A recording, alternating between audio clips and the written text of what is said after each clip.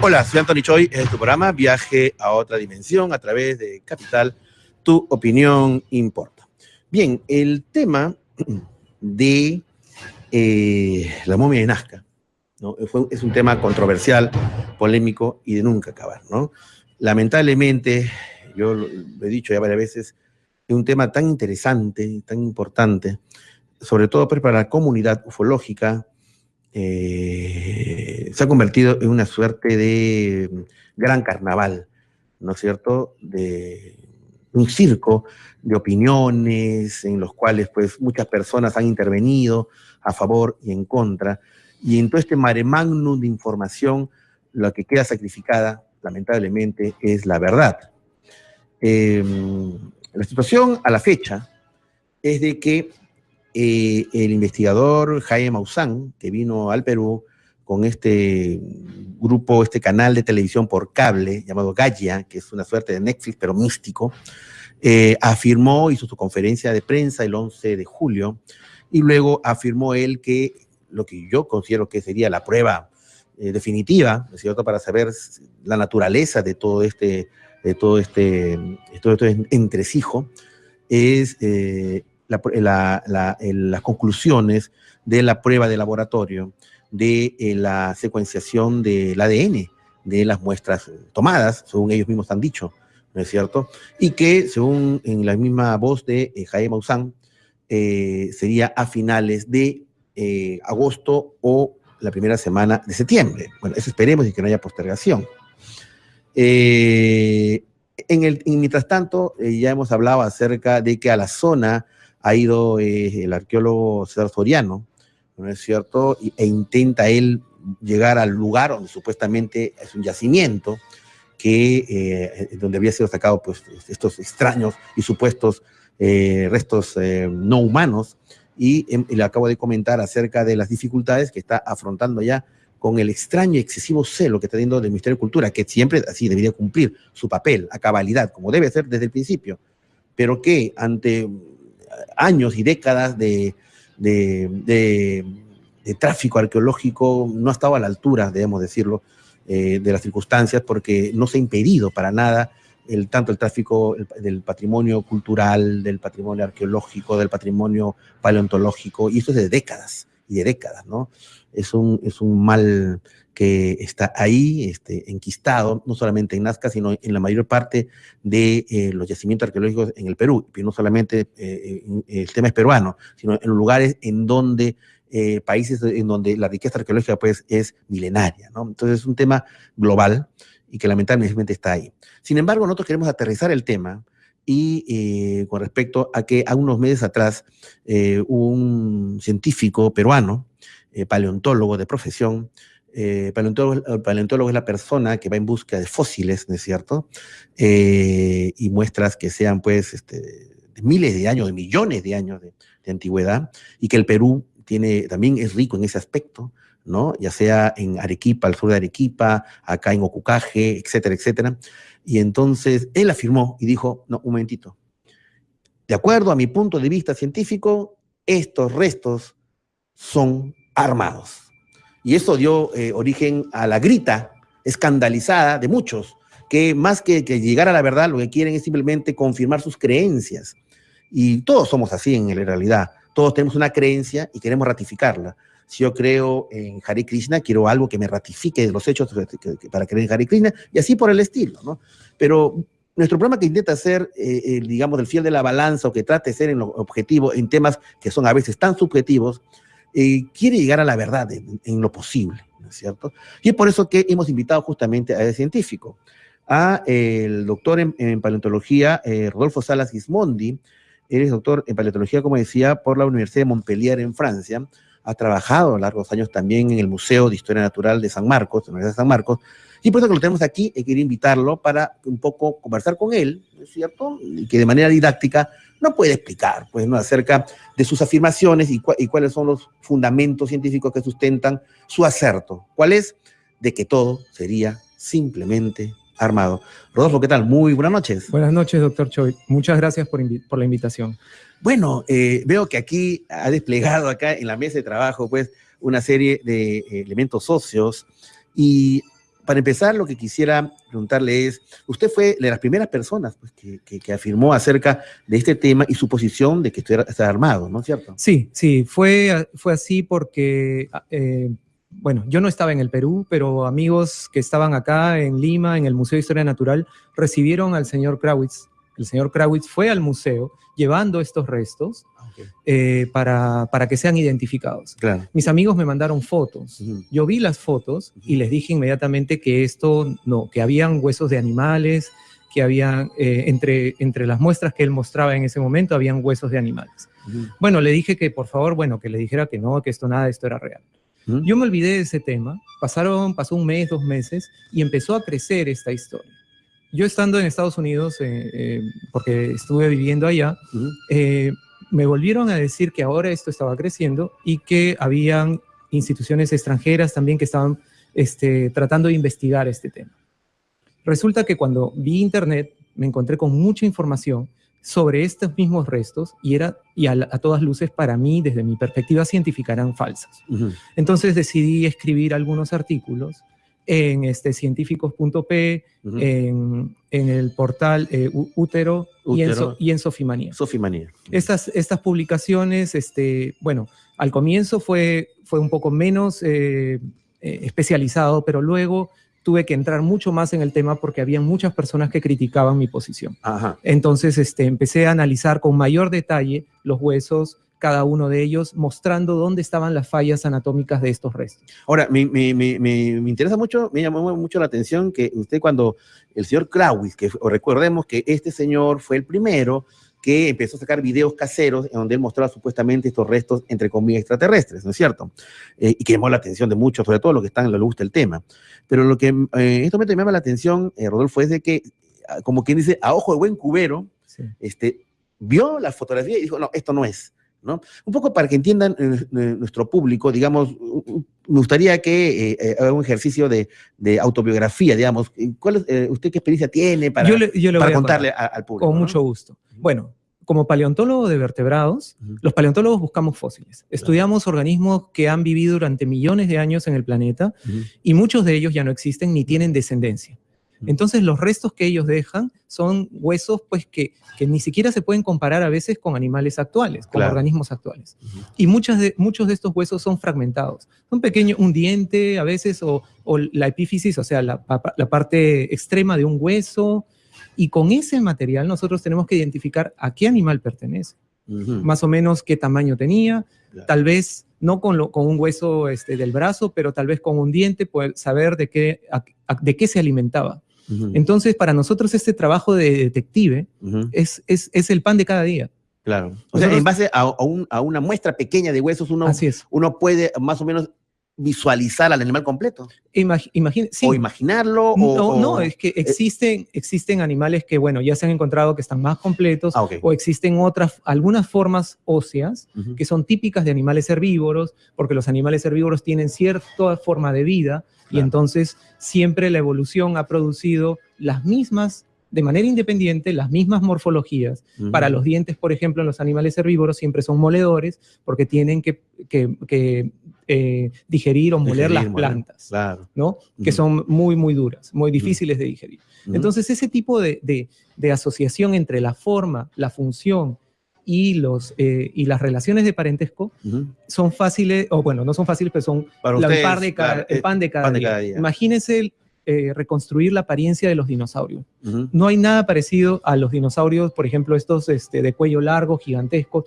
Parecen tal vez un poco un elefante, pero estos llegaban a medir hasta 27 metros de longitud. Y a veces solamente se encuentran un hueso, una parte del hueso del cráneo, y tenemos que saber si es que estos huesos pertenecen a un dinosaurio carnívoro, a uno herbívoro, imagínense, son más o menos unos 300 millones de años de evolución. Y en esos 300 millones de años han existido muchísimas especies y tenemos que tener experiencia sobre todas ellas. Claro, perfecto. Entonces, ya, digamos, por el trabajo cotidiano que tienen ustedes, entre la especialidad de paleontología, tienen cierta familiaridad con el tema de la reconstrucción ósea, digamos, ¿no? Exacto, sí. Reconocemos si es que los huesos tienen consistencia entre ellos, anatómicamente son correctos, hay correspondencia, si podrían ser funcionales o no, todo eso lo podemos ver. Y eso se puede aplicar estamos hablando de animales pues, prehistóricos, a seres humanos, digamos, en la conformación de estructura de manos y pies, por ejemplo, ¿no? Por supuesto, porque los seres humanos son resultados de esta misma evolución. Es una etapa más de este proceso evolutivo, ¿no? Ok, bien. Entonces, me gustaría que empiece a explicarnos por qué considera usted que esto no es real en el caso de esta momia de Nazca. No sé si usted va a hacer una explicación sí, por acá o por las imágenes que ha traído. No sé. He traído unas imágenes que podrían mostrarse. A ver. Algunas de las imágenes son la número 1, por ejemplo, que es de la momia María. Es la momia María. Recordemos que la momia María es esta momia de 1,68 m encontrada por el equipo de Gaia y Jaime Maussan, que es la que estamos viendo ahorita en pantalla, ¿no es cierto? Okay. Sí, esta momia María corresponde todas las características de esta momia corresponden con la de una momia arqueológica, la posición, todos los huesos que se pueden observar en las radiografías también corresponden. Incluso el cráneo deformado se ha observado en culturas prehispánicas de esta región. O sea, la deformación craneal que hace que sea alargada, dolicocéfala, alargada hacia atrás, elongada. Exactamente. Okay. Eso se ha documentado en restos arqueológicos en la región, particularmente en Paracas y en Nazca. Claro. Así que bueno, por ese lado no tiene nada de diferente. Okay. Por otro lado, las órbitas, la forma de las órbitas parecen haber sido modificadas. Ajá. Yo no puedo decirlo porque no he observado directamente, pero yo diría es muy sencillo hacerle un reborde al ojo para modificar esas órbitas. Lo más interesante y lo más resaltante de esta momia son las manos. Las manos y tridáctilas. Exacto. ¿No? De 3 dedos, pies y manos, ¿no? Yo hice un análisis de las manos. Creo que es la número 3 o 4 de las imágenes que he traído. La número 3 o 4 de las imágenes que ha traído el señor Salas. ¿Se podemos ver a nuestro director? En estas imágenes, esta fue un ejercicio bastante sencillo en el cual a través de una radiografía humana se pueden observar los 5 dedos típicos de la mano humana y los metacarpos que están dentro de la palma de la mano. O sea, las falanges forman los dedos físicos, ¿no? Nuestros dedos. Pero los metacarpos están dentro de la mano. En esta mano se han retirado los dedos externos, el dedo externo, el meñique. Se habría retirado el dedo meñique y el dedo pulgar para que quede una mano de 3 dedos. Una mano de 3 dedos. Y cuando se cortan las palmas entre los dedos, la palma entre los dedos, se observan dedos que parecen muy, muy largos. Muy largos. Es una sensación en realidad.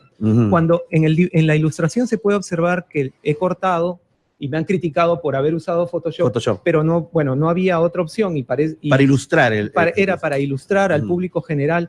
Y al comparar un dolo con la mano de la momia que está ahí al costado, se observan que las proporciones son exactamente las mismas. No es necesario alargar los dedos para tener esa sensación de que los dedos son largos cuando se cortan la piel entre las palmas, entre los dedos. No es que se haya agregado falanges para hacer los dedos más largos. No. Simplemente se ha cortado el espacio interdigital, exacto, ¿no es cierto? Y para hacer que se parezca aparentemente más largo. Vamos a hacer la pausa, ¿no es cierto? Y luego de esto vamos a seguir con esta interesante explicación. Luego de esto, más adelante, vamos a abrir los teléfonos para que ustedes nos den su opinión con toda apertura y con toda libertad. 8:47, pausa, regresamos. Hola, soy Anthony Choi. Este es tu programa Viaje a otra dimensión a través de Capital. Tu opinión importa. Fíjate, el programa esta noche, el tema central es los abducidos, historia de la vida real. ¿Qué personas secuestradas por extraterrestres? No, eso no existe, ni hablar, son cosas de Hollywood. Vamos a tener aquí en cabina a un destacado investigador que forma parte de un proyecto mundial llamado FREE, en que se han hecho una encuesta a nivel mundial con 3.000 individuos, en que han hecho estadísticas con respecto a este tema. ¿No es cierto? Es una cosa muy interesante, finalmente para ofrecerlo a ustedes y ustedes saquen sus propias conclusiones. Hasta ahí llegamos. Y esto más adelante lo vamos a tener. Vamos a tener testimonio de 3 personas que van a venir aquí y nos van a contar simplemente sus experiencias. Esto me pasó, no digo que esto sea así, me pasó esto y lo van a contar tal cual. Ese es un tema, ¿no es cierto? Pero en nuestra búsqueda de la verdad, siempre es importante conocer diferentes voces, ¿no? Aunque esas voces a veces vayan en contra de nuestras creencias. El sistema de creencias es poderoso, pero bueno, la verdad es la verdad y vamos a tratar de llegar a ella. Estamos con Rodolfo Salas Gismondi. Él es doctor en paleontología por la Universidad de Montpellier en Francia, y él nos está explicando acerca de lo que él afirmó ya hace unas semanas atrás, de que esto sería armado.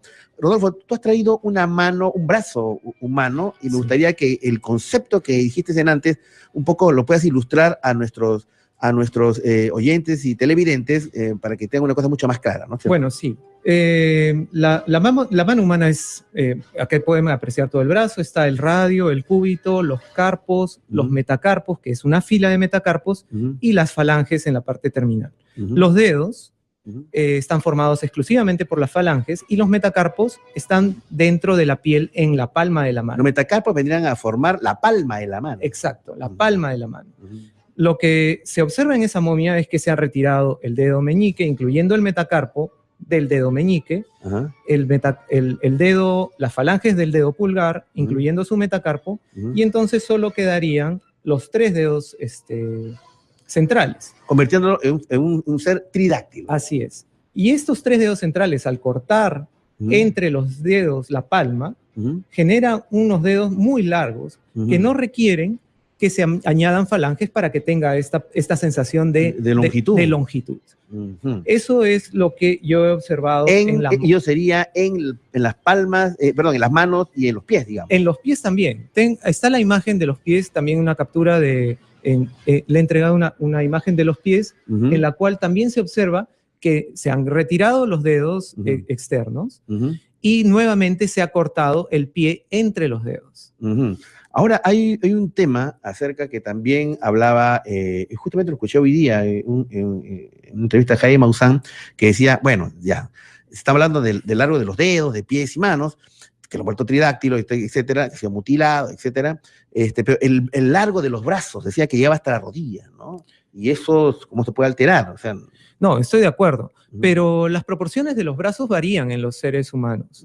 Y pueden haber seres humanos con brazos un poco más largos o un poco más cortos, con el torso más largo o más corto. Las proporciones son variables. Hay una variación intraespecífica, como se llama, ¿no?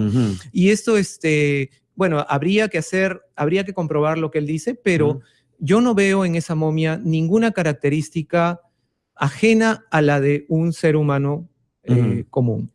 Simplemente la deformación craneana, ¿no? Y las modificaciones que, desde mi perspectiva, se han hecho sobre las manos y los pies. Jaime Maussan también, hoy día estás viendo uno de los videos en que él ha grabado, decía a un periodista mexicano, un youtuber mexicano, que esta momia, la cabeza de la momia, tenía características a lo que era un homínido de la antigüedad, denominado el Homo habilis.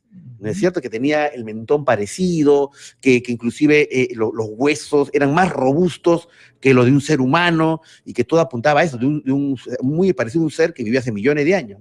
¿Qué opinión tienes al respecto, Rodolfo? De ninguna manera. Hay una imagen que he entregado también, en la cual se ve el cráneo de la momia, una radiografía del cráneo de la momia en vista lateral. A ver si lo tenemos ahí de repente. En vista lateral se puede observar, en vista lateral se puede observar, bueno, es un cráneo humano, sin ninguna duda.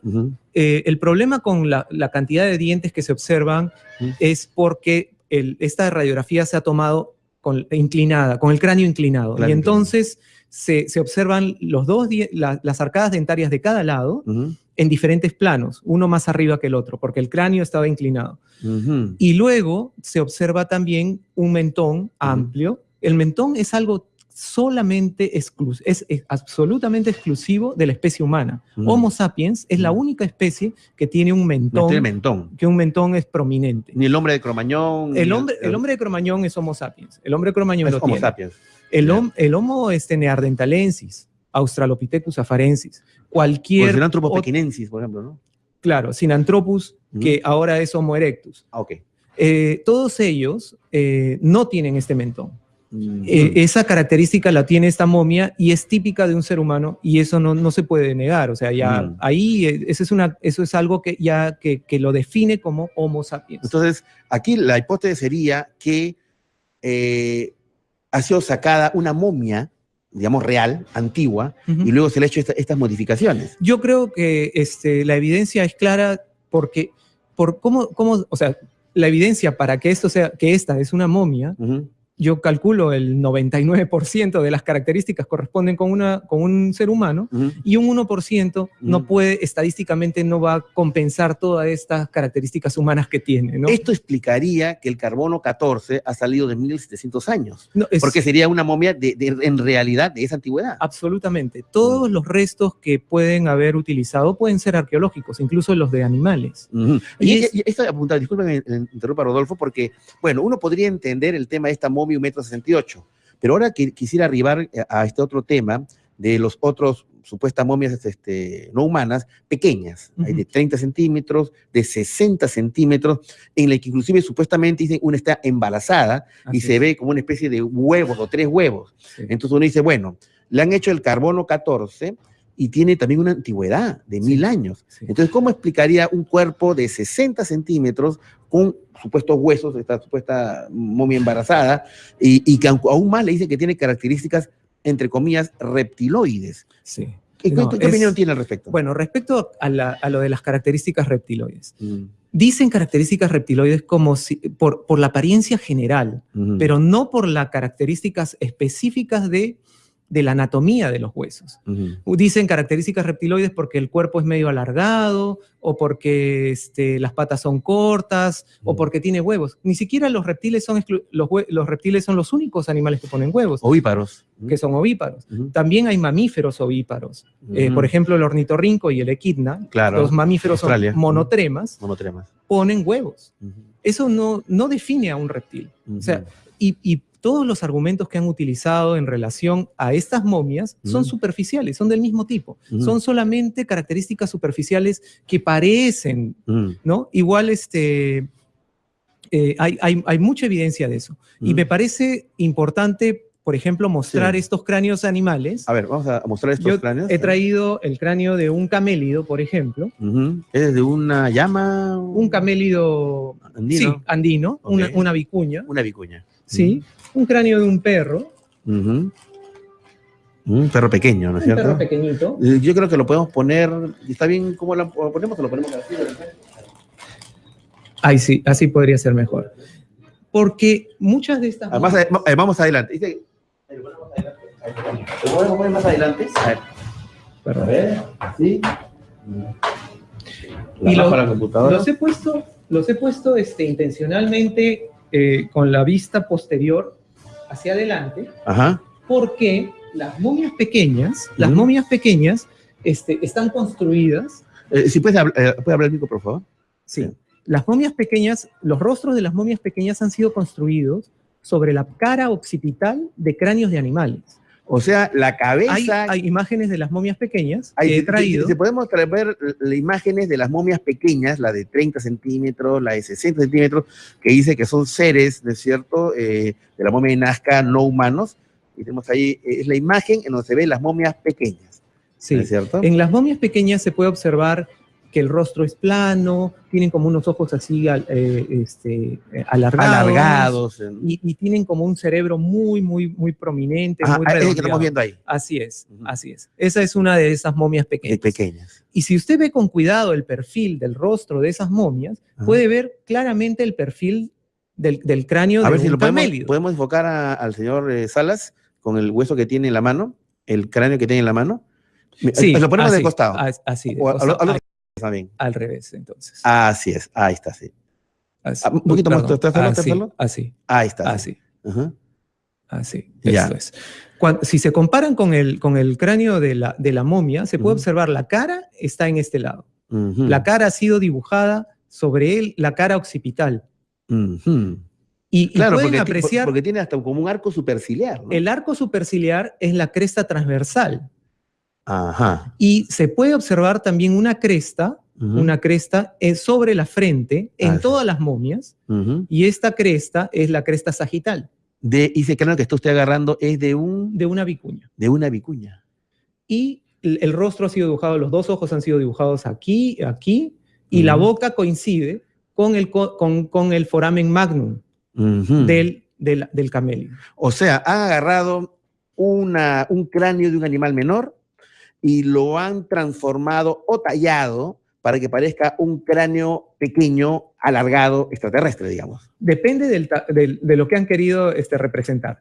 Por ejemplo, en el caso, yo he visto algunas que tienen más o menos esta morfología, como es la que se observa, ¿no? En donde el cráneo es muy abovedado, que los camélidos tienen este cráneo muy abovedado, y el rostro ha sido dibujado en la región occipital. Además de eso, otras momias más pequeñas han sido hechas con cráneos de gatos. Y en el caso del cráneo de gato es lo mismo, ¿no? Han utilizado la región occipital para dibujar el rostro, y se puede observar claramente. Hay otras imágenes que podrían ir pasando en las cuales se ve claramente la forma del cráneo en vista occipital. Se reconoce el perfil del cráneo y las crestas tal como... Ahí, por ejemplo. Ahí, miren. Vamos a darle la vuelta. Ya. Es otro de los cráneos que aparecen, ¿no es cierto? Ya. Coincide. Y en estos momentos, usted, perfectamente. El cráneo que está agarrando, ¿de qué animal es? Es de un gato. Es de un gato. O sea, entre lo que aparece ahí, esto son imágenes de la conferencia de prensa del 11 de julio de Jaime Maussan, en donde muestra supuestamente uno de los cráneos extraterrestres. Así es. Y si uno lo pone, lo compara, estamos viendo paralelamente a través de Capital TV la imagen congelada de lo que Jaime Maussan muestra como un cráneo extraterrestre, y al costado se ve a el paleontólogo Rodolfo Salas agarrando un cráneo de gato. Y ahí se puede observar clarísimo la cresta transversal, que es el perfil de la frente arriba, y la cresta sagital, que también se observa en la cabeza de ese ser alienígena, el cráneo abovedado, ¿no? La bóveda craneana, la caja craneana muy abovedada, y que la boca más o menos coincide con el foramen magnum. Cuando se ven en vista ventral también coinciden plenamente, la morfología ventral en algunas de esas radiografías también coincide plenamente con las de gatos o perros o camélidos. Muy bien. Vamos a hacer la pausa, que también vamos a entrar a las noticias, y inmediatamente vamos a abrir los teléfonos de Radio Capital para saber sus impresiones. Lamentablemente no hemos podido comunicarnos con Jaime Maussan. Jaime, si desea, puedes llamarnos por teléfono con todo gusto. De todas maneras, la próxima semana vamos a tener un programa contigo para, digamos, queremos saber tus opiniones, pero sobre todo la del público, que nos interesa en estos momentos. Al 212-5353, la línea gratuita de provincia 0800. Hola, soy Anthony Choi, es tu programa Viaje a otra dimensión a través de Capital. Tu opinión importa. Interesante lo afirmado por el doctor en paleontología Rodolfo Salas Gismondi, que ha venido aquí a Radio Capital, justamente para hablar de este tema, ¿no es cierto? Y nosotros queremos saber su opinión, ¿no? Porque tu opinión importa. 212-5353, la línea gratuita de provincia 0800-24802, 0800-24802. ¿Tenemos alguna llamada? Aló, muy buenas noches. Aló. Hola, ¿qué tal? ¿Con quién tengo el gusto? Doctor, qué gusto escucharlo. De igual manera, ¿cuál es su nombre? Mi nombre es Piero. Piero, ¿dónde lo llamas? Piero. ¿De dónde, Piero? De hecho, Chica. Cuéntanos, Piero, ¿qué tal? ¿Estás viendo el programa? ¿Estás escuchándolo? ¿Qué piensas? Estoy viéndolo. Mire, okay, sí. Yo lo llamo, como oyente que lo sigue usted hace muchos años. Sí.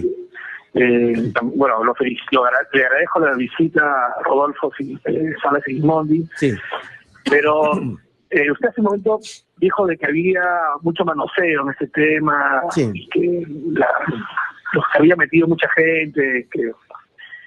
Y yo como oyente, y creo que es un poco lo que pensamos todos, primero nos sentimos un poco más también porque finalmente el biólogo resultó ser además un chamán, y Salas Gismondi está controvertido porque usted sabe, el programa de Hitler hace muchos años lo firmaron negociando piezas paleontológicas, ¿no? Si es cierto, no fue metido a la cárcel por eso, pero de hecho existió. O sea, él vendía piezas paleontológicas, y eso, por más que no haya sido un delito en ese momento, él lo hizo. Entonces, ¿por qué traer a esta gente al programa para defender esa tesis y no traer científicos que no tengan esos inconvenientes en sus pergaminos? Okay. Por eso es que a veces usted mismo es el que comete esos errores, doctor. Se lo digo con todo respeto. Sí, claro, Piero. Mucho usted, porque termina metiendo esos personajes que embarran la cancha y que finalmente nosotros nos dejan con la duda, ¿no? Porque ahora, pero Piero, ojo, Piero, nosotros hemos hecho, hasta donde yo recuerdo, desde que empezó esto hasta la fecha. No, Piero, déjame redondear la idea, ¿no es cierto? Desde que empezó este tema de la momia de Nazca hasta la fecha, hemos sido el programa de radio, el programa de un medio de comunicación importante en tratar de manera ininterrumpida el tema. Dos, en cuanto a las personas que hablan a favor del tema, o sea, que digan que son extraterrestres, nosotros hemos tenido infinidad de veces aquí a Jaime Maussan. Hemos pasado también una conexión vía Skype con el doctor Salce, que es el del equipo de Jaime Maussan. La semana pasada hemos entrevistado y hemos dado la primicia de la presencia del señor César Soriano, que también apoya la tesis, ¿no es cierto?, extraterrestre o de Tridáctila, siguiendo sus pasos como arqueólogo. Entonces, hemos dado cabida ampliamente. Aún más, de tanta esta información, hemos hecho 4 programas, 4 programas, 4 de 3 horas exclusivamente sobre este tema. Aún más, hemos hecho tú recordarás, hicimos un programa de 3 horas en el que Jaime Maussan y su equipo estuvieron aquí a través de Skype. Aún más, fuimos uno de los pocos medios de comunicación que estuvo en la conferencia de prensa y se la damos a ustedes, ¿no? Entonces, ahora, con respecto a un señor que no tuvimos acá, un biólogo un biólogo peruano que está en Alemania, él fue la primera persona que cuestionó mucho el tema, ¿no es cierto? Y es él, entre sus ocupaciones, yo tampoco lo voy a defender porque no es mi papel, posiblemente hay que ser justos. Él es biólogo y además es un estudioso de la cultura andina, en la cual él investiga y desarrolla el tema chamánico, que no es ni un delito. Existen, por ejemplo, Mario Poli, que es uno de los más importantes antropólogos europeos, que se ha graduado e investigado el tema del chamanismo en las guaringas, ¿no? O sea, en la ciencia no hay tema despectivo o tema menor o tema mayor, ¿no? Simplemente hay temas que hay que investigar. Eso en cuanto al ingeniero Carlos Arias. Ahora, en cuanto a la pregunta que hace, sí es interesante que de repente aclare. Lo que pasa es que el señor Rodolfo Salas Gismondi, hay un video de hace de 7 años, pues 2010. No. ¿No? El video es de 1995. 1995, en el cual hay un reportaje de César Hildebrand, en donde una periodista española va al Museo de Historia Natural y se ve que ella es como que, entre comillas, infiltra para ver si hay tráfico paleontológico, y ahí habla con un señor Mario Urbina y un joven Rodolfo Salas Gismondi, y según lo que parece ahí en las imágenes es de que parecería que está, entre comillas, habiendo un tira y afloja de oferta y demanda con respecto a supuesto tráfico paleontológico. Tenemos al señor Rodolfo Salas Gismondi. Me gustaría que usted con mucho gusto aclare esto a la opinión pública. Con mucho gusto, porque este video fue investigado por la justicia peruana, y ellos resolvieron que no hubo ningún delito. Incluso la persona que hizo esta denuncia se retractó y dijo que no era cierto.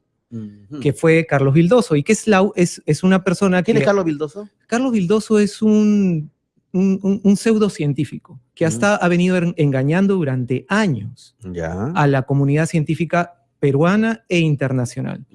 Y nosotros desde que lo conocimos en el año 93 lo pusimos en evidencia. ¿Paleontólogo también? No, él fue a Argentina, fue votado de la Universidad de La Plata, no terminó paleontología, y luego vino acá diciendo que era doctor en paleontología, y así ha sorprendido a un montón de gente. Y lo sigue haciendo.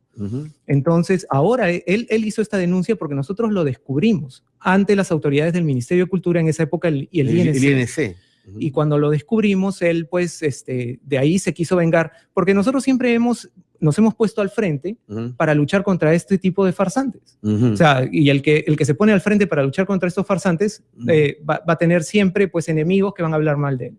Ese ha sido el caso. Hubo un proceso judicial que le hicieron ustedes. Hubo una investigación. Una investigación. Hubo una investigación. En la investigación se resolvió que no había ningún delito y esta periodista ingresó nosotros le dimos permiso para que ingrese con sus cámaras. Ah, ok.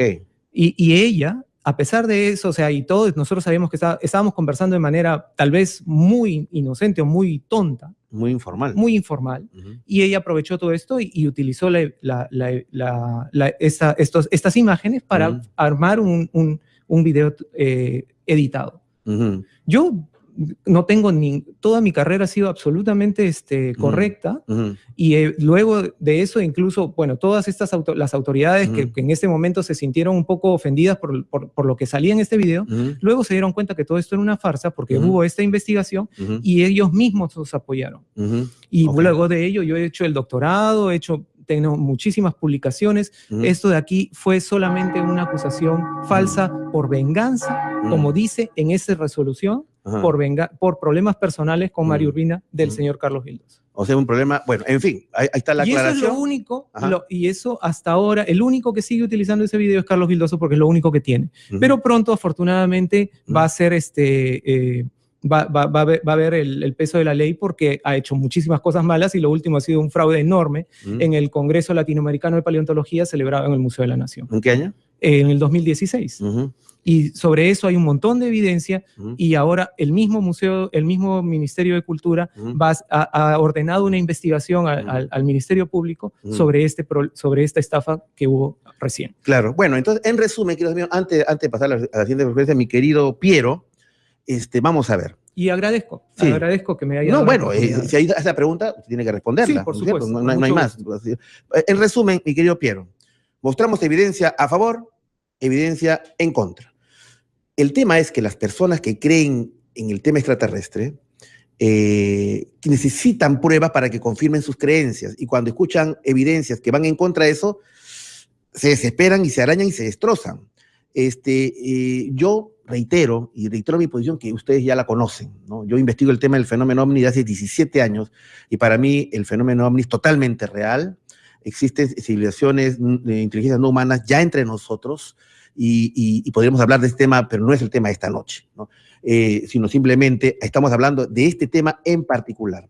Hablando del señor Carlos Arias, que es el biólogo que dijo que también señaló que esto no era falso, y con respecto al señor Rodolfo Salas, al señor Carlos Arias se le dice que es chamán. Él practica el chamanismo como tantas personas, como Newton, que era el padre del racionalismo científico, era un experto en la Biblia, y la mayoría, ojo, atención, la mayoría de los científicos, de los grandes nombres que dieron el peso a la visión materialista de la investigación científica, ¿no es cierto?, fueron y practicaron diferentes tipos de religiones y diferentes tipos de corrientes filosóficas espirituales. O sea, eso no le quita nada a que el señor Carlos, no lo voy a defender, pero estoy señalando lo que es en justicia. Que el señor Carlos Arias practica el chamanismo y como decir al experto doctor Mario Polia que no investigue las guaringas, por ejemplo, ¿no es cierto? O a José María Arguedas, pues, que no hable sobre los sapos, ¿no?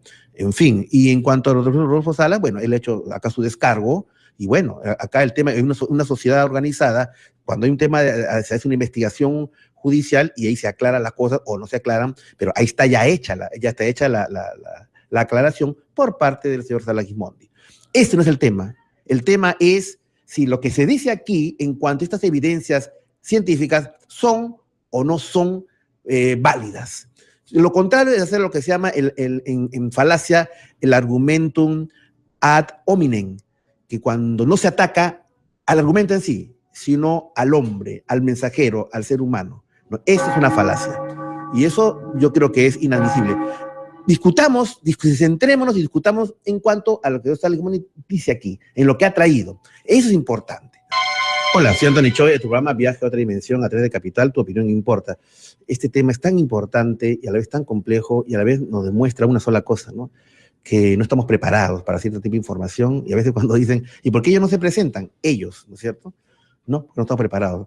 Yo recuerdo cuando empezamos a sacar en nuestro programa acerca de la posición de Jaime Maussan y su equipo, y hicimos en extenso 3 horas, inmediatamente en las redes salía, seguramente han pagado ahí, ya Choi es mausaniano, etcétera, etcétera. Yo soy una de las pocas personas, fíjense, que he hablado de que Jaime Maussan, si bien es cierto, tiene una carrera bastante controversial, yo creo que es una persona que ha hecho mucho también por la divulgación del fenómeno a nivel masivo, ¿no? Y mucha gente, bueno, no quiere aceptar eso, en fin. Pero cuando salimos al otro lado a decir que, bueno, hay estas pruebas también, hay estos hechos, que hay que decirlos.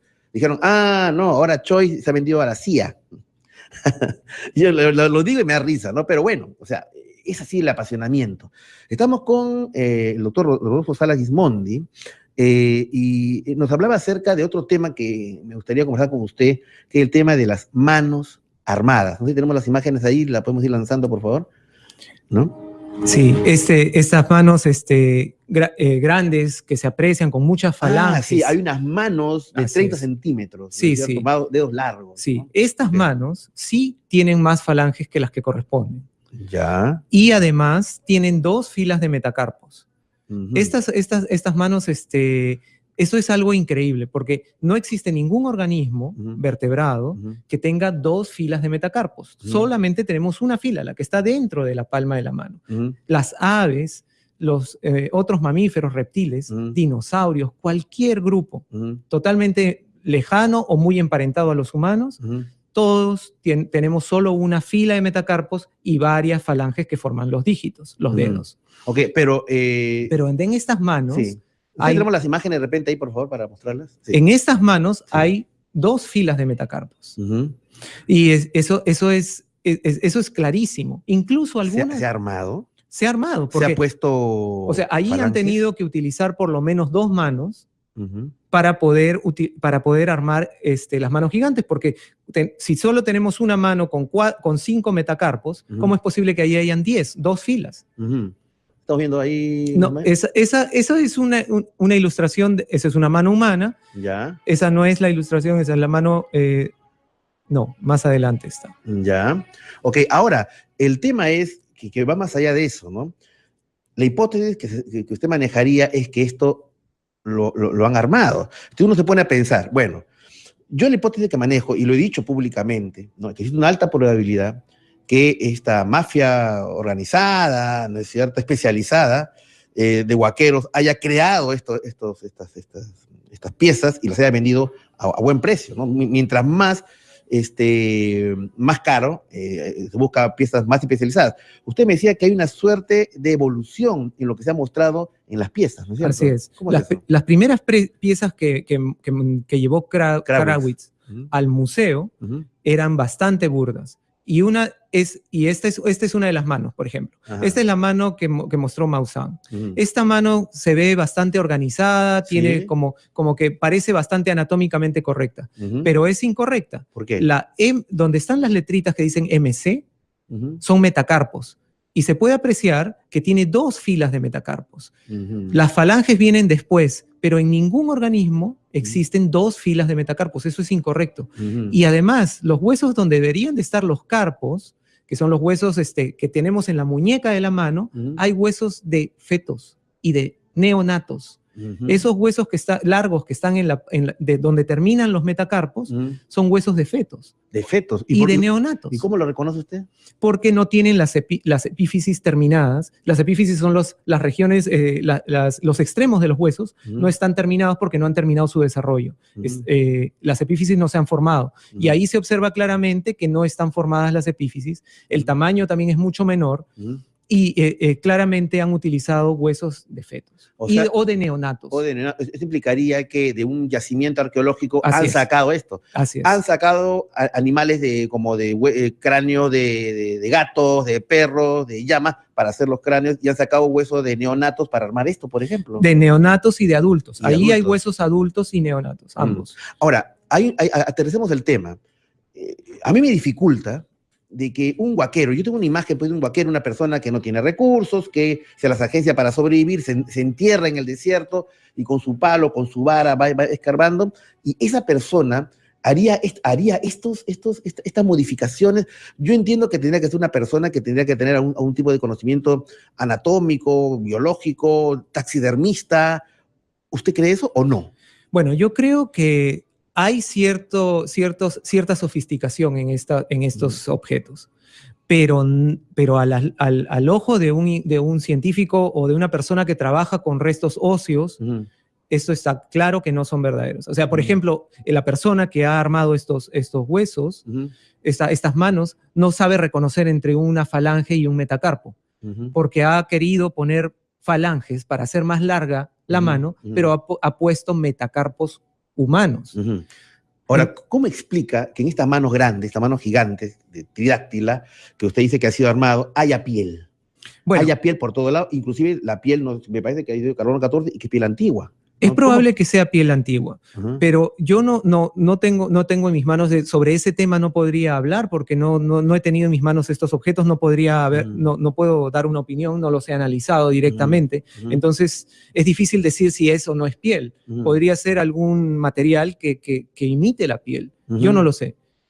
No podría responder respecto a eso, pero de que esas manos son armadas, porque 2 filas de metacarpos no existen en ningún organismo desde hace 300 millones de años hasta la actualidad. Ahora, Jaime Maussan mostró rayos X y su equipo decía que en los rayos X aparecía una total armonía de los dedos, de las manos, etc. Esto en un rayos X no saldría una evidencia del armado, de que ha habido cortes, no saldrían las costuras, la huella, eso no saldría en un rayos X, por ejemplo. Hay 2 temas ahí interesantes, el de la armonía y el de las costuras. Sí. La armonía es un adjetivo, es una calificación subjetiva. Sumamente subjetiva. Hay armonía en un cuadro, en un edificio, en todo. No necesariamente que haya armonía significa que sea biológicamente correcto, o que haya sufrido un proceso, o que haya sido objeto de un tema de evolución. Por otro lado, el tema de las costuras. De las costuras. Tendría que haber una costura, tendría que haber... Eso no se puede observar en las radiografías. ¿En una tomografía? En las tomografías probablemente se pueda observar, pero las tomografías, para poder observar órganos blandos internos, se tienen que teñir los órganos. Tienen que pasar por todo un proceso de tinción, y este proceso de tinción se hace sobre organismos frescos, recién muertos o cadáveres frescos. No se puede hacer sobre cadáveres de momias de miles de años. Entonces, es muy difícil observar órganos, y cuando se dice que se observan órganos con radiografías sobre momias, es muy delicado porque es muy difícil hacerlo. Se requiere un proceso de tinción y sobre órganos frescos. Ahora, en el caso de estos ejemplares, se hablaba de que no son momias, sino son cadáveres desecados. ¿Por qué? Porque tienen los órganos internos. ¿Podría tener estas piezas órganos internos? Sí, podrían tener. Y algunas de las momias, yo no soy arqueólogo, así que no puedo decir a ciencia cierta con total seguridad, pero muchas de las momias encontradas en el territorio peruano, prehispánicas, conservan los órganos internos. Ahora, yo entiendo su posición y entiendo, y que quiero agradecerle su presencia aquí, señor Salas.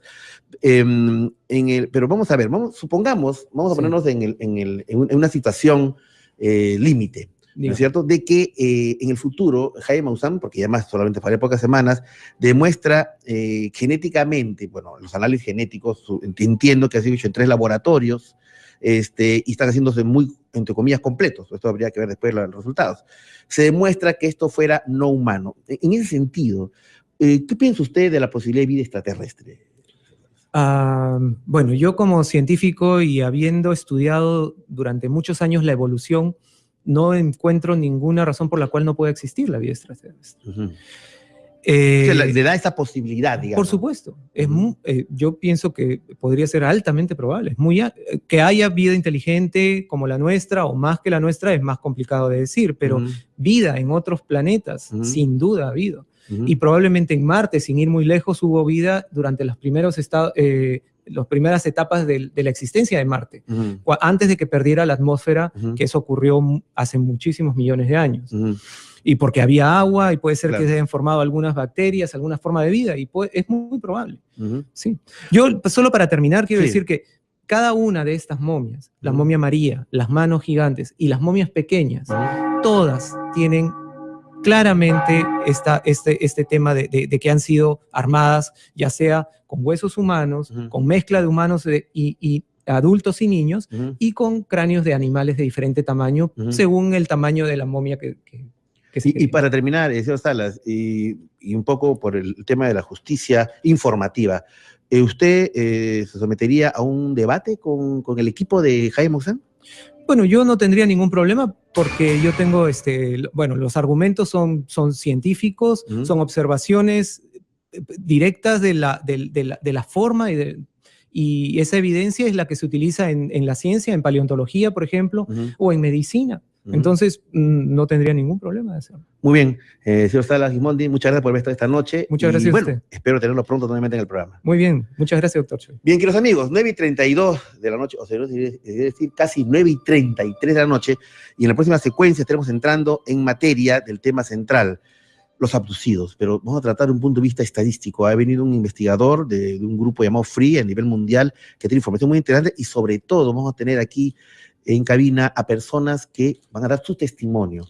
O sea, vamos a decir esto de ambos ángulos. Por el lado de la momia de Nazca está el debate aquí y lo tratamos de hacer llegar a la verdad. Y por el otro lado también vamos a tratar de tener un acercamiento objetivo con respecto a este tema también tan polémico.